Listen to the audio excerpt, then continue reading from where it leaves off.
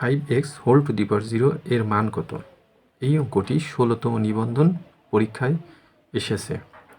এই অঙ্কটি কিভাবে সমাধান করা যায় তা আমি আপনাদের এখন দেখিয়ে দেব।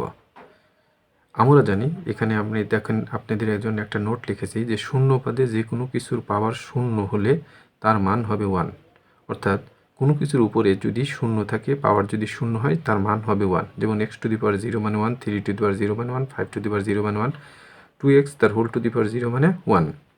শুধুমাত্র 0⁴0 ইজ নট ইকুয়াল টু 1, এক্ষেত্রে মান হবে অনির্ণেয়।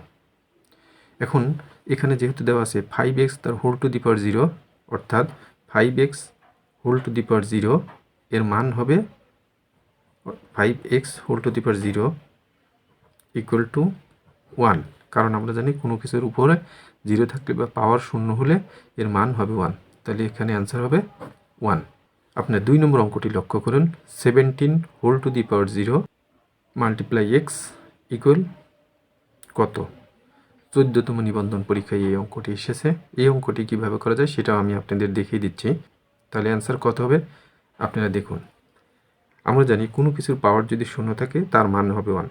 17⁴0 মাল্টিপ্লাই কত? এক্স। 17⁴0